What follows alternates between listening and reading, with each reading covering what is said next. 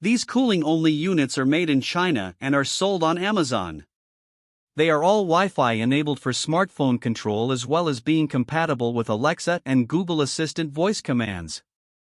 All of the units use environmentally friendly are 32 refrigerant and 115 volt power, but they have a very minimal guarantee. They have only a standard washable filter which does not do much to keep the unit clean or to improve the room's indoor air quality.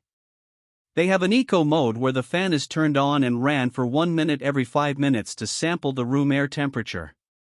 Then, if the air temperature is above the set point, the compressor is turned on.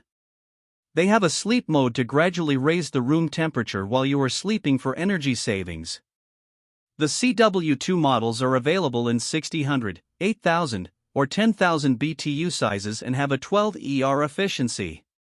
The CW4 units are available in only one size, 8000 BTU, and have a 15 ER efficiency.